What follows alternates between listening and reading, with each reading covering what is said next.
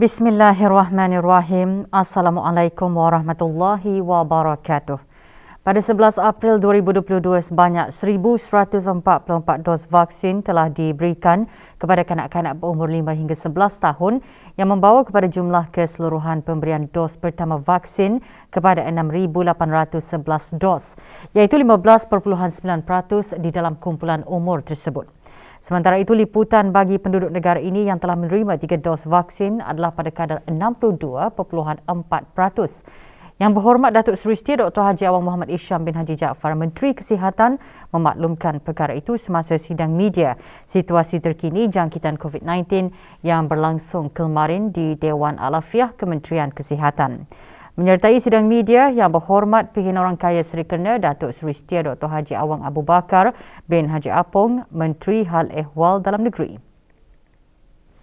Sebanyak 250 kes baru telah dilaporkan, iaitu 230 kes hasil ujian ART dan 20 kes hasil dari 883 ujian makmal RT-PCR yang telah dilakukan. Oleh itu, jumlah keseluruhan kes yang dilaporkan di negara Brunei Darussalam setakat ini ialah 139,061 kes. Statistik harian COVID-19 yang lain pula adalah seperti berikut. Terdapat satu kes yang dikategorikan dalam kategori 5, yakni mereka yang memerlukan rawatan di unit rawatan intensif ataupun ICU. Manakala 2 kes sedang berada di kategori 4, yakni mereka yang memerlukan bantuan oksigen dan di bawah pemantauan rapi. Sebanyak 130 kes telah sembuh yang membawa jumlah kes yang sembuh kepada 136,313 kes. Jumlah kes aktif pula ialah sebanyak 2,532 kes, iaitu 45 kes sedang dirawat di hospital, manakala 2,487 kes sedang menjalani pengasingan diri di rumah. Satu kes COVID-19 telah meninggal dunia di mana kes tersebut tidak dikategorikan sebagai kematian disebabkan COVID-19.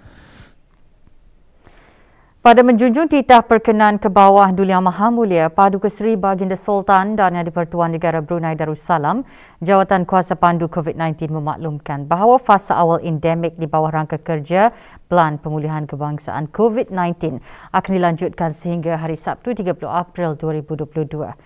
Perkara tersebut diumumkan oleh Menteri Hal Ehwal Dalam Negeri. Sementara itu, Jawatan Kuasa Pandu COVID-19 juga ingin mengemaskinikan syarat-syarat bagi garis panduan seperti berikut.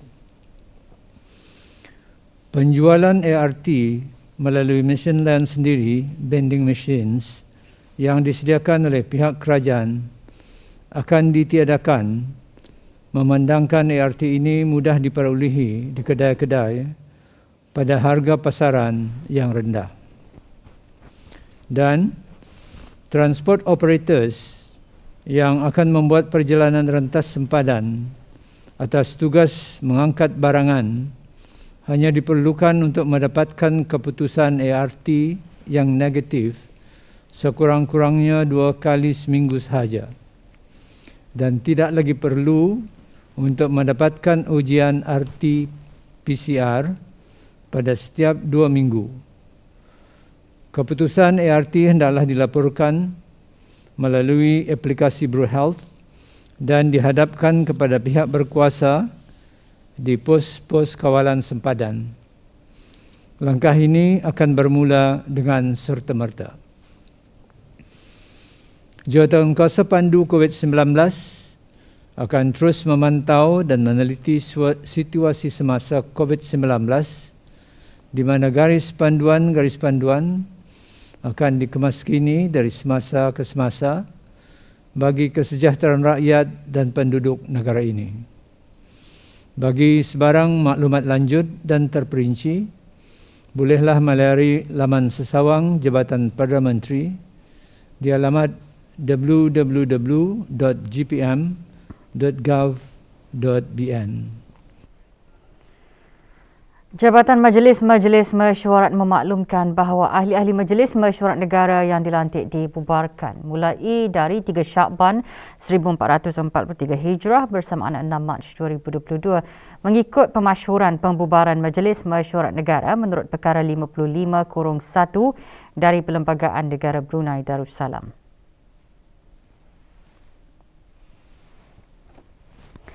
Bagi menyemarakkan lagi bulan Ramadan yang penuh dengan keberkatan, rombongan Kementerian Hal Ehwal Dalam Negeri dan jabatan-jabatan di bawahnya beserta Majlis Perundingan Mukim dan Kampung mengadakan Majlis Tadarus Al-Quran di Masjid Hasan Al-Bolkiah, Kampung Mentiri. Hadir yang berhormat Pihak Orang Kaya Seri Kerna Datuk Seri Setia Dr. Haji Awang Abu Bakar bin Haji Apong, Menteri Hal Ehwal Dalam Negeri. Juga diadakan penyampaian wakaf bagi kegunaan masjid berkenaan dan sumbangan derma kepada 83 anak yatim yang bermastautin berdekatan masjid tersebut.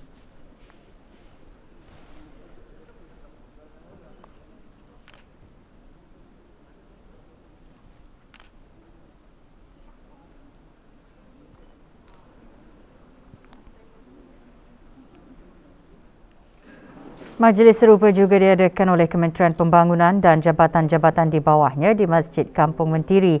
Majlis bermula dengan penyampaian wakaf oleh Yang Berhormat Datuk Seri Setia Jurutera Awang Haji Suhaimi bin Haji Ghaffar, Menteri Pembangunan, dan diikuti dengan tadarus Al-Quran.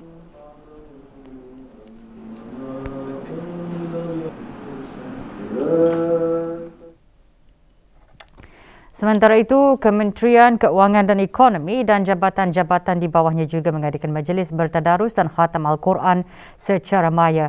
Menyertainya Datuk Seri Paduka Awang Haji Ahmadin bin Haji Abdul Rahman, Timbalan Menteri Keuangan dan Ekonomi Fiskal, dan Datuk Seri Paduka Dr. Haji Abdul Manaf bin Haji Metusin, Timbalan Menteri Keuangan dan Ekonomi.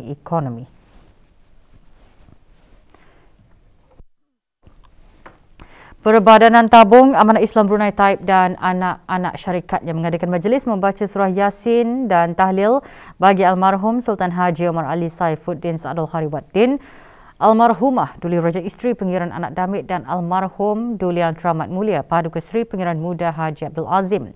Majlis bertahlil berlangsung di Kubah Makam Diraja. Lebih 200 warga Perbadanan Taib menghadiri majlis ini yang diketuai oleh Yang Berhormat Pindatu Laila Raja Major Jeneral Besara Datuk Paduka Seri Haji Awang Halbi bin Haji Muhammad Yusof, Menteri Pertahanan kedua, selaku pengerusi Lembaga Pengarah Perbadanan Taib. Bacaan surah Yasin, tahlil dan doa arwah dipimpin oleh Pengiran Haji Muhammad Hafizuddin bin Pengiran Haji Abu Bakar, Pegawai Hal Ehwal Masjid.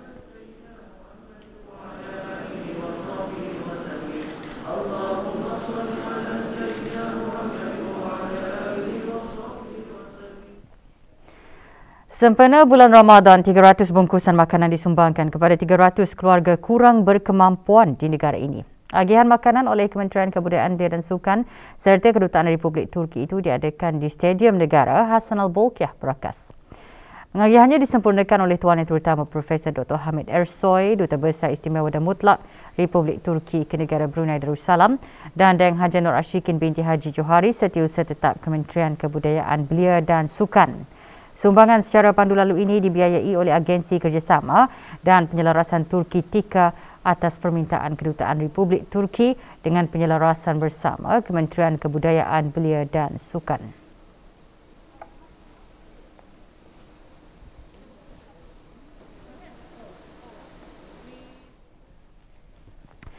Trend penjualan makanan secara food truck atau truk makanan semakin mendapat sambutan dalam kalangan penduduk di negara ini. Ia secara langsung telah membuka peluang menjana pendapatan dalam kalangan peniaga dan usahawan muda yang ingin berjinak-jinak dalam perniagaan. Truk makanan di Bandar Seri Begawan telah mula diperkenalkan sejak awal tahun ini. Trend perniagaan yang diadaptasi dari negara luar ini sebagai salah satu usaha untuk memeriahkan dan menceriakan Bandar Seri Begawan, terutama sekali pada waktu malam.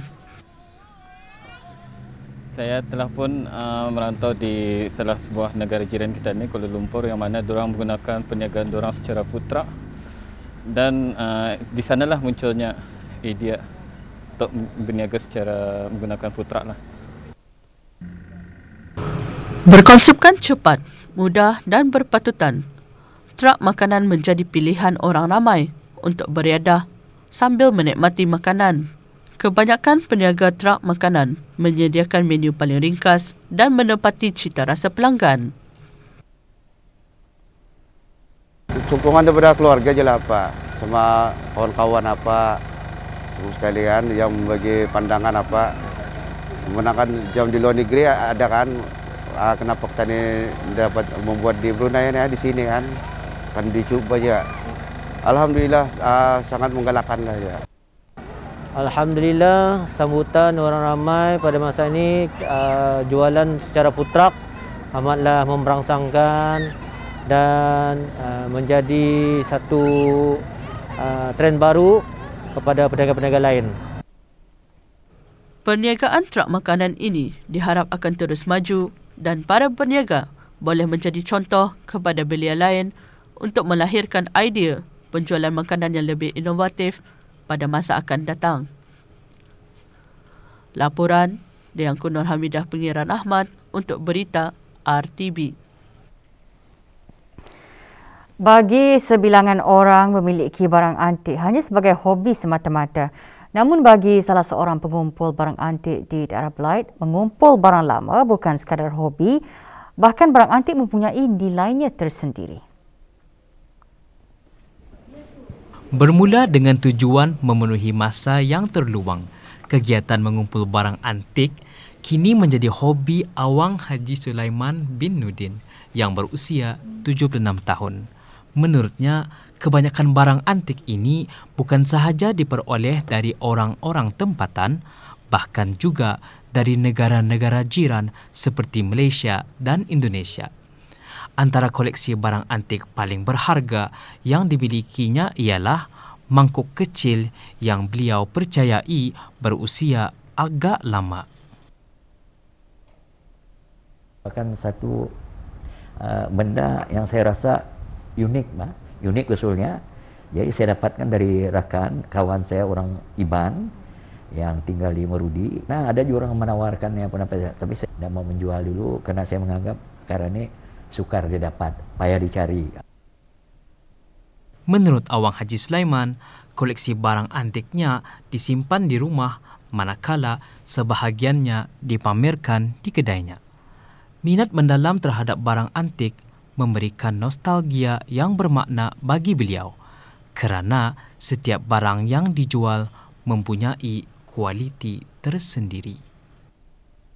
Banyak koleksi wanita sebenarnya saya sendiri pun tak tahu lah, tapi dianggarkan melebihi daripada barangkali beratus barang. Kemudian yang selalunya orang Bali yang cari orang kebanyakan untuk peralatan kahwin, kemudian gulin tangan, macam itu diorang suka. Kemudian kalau ada lagi macam gansa, ada aja setengahnya orang suka meriam.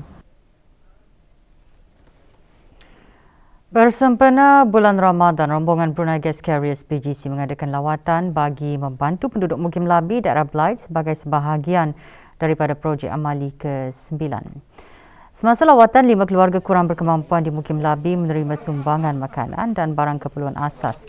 Projek merupakan inisiatif pelaburan sosial BGC bagi menangani masalah dari aspek sosial, ekonomi dan kebajikan komuniti setempat. Jabatan Perkhidmatan Pergigian memaklumkan 2 buah klinik pergigian akan beroperasi semula. Klinik pergigian di Pusat Kesihatan Pengiran Anak Putera Hajah Mutawakilah Hiltul Bolkiah Gadong beroperasi semula pada hari ini 13 April 2022. Manakala klinik pergigian di Klinik Kesihatan Sungai Liang, Kuala Blight akan mula beroperasi pada 18 April 2022. Rawatan pergigian rutin akan diberikan di klinik pesakit luar pergigian tertakluk kepada pemeriksaan saringan di kaunter-kaunter yang disediakan di lokasi-lokasi berkenaan, manakala bagi rawatan susulan adalah melalui perjanjian.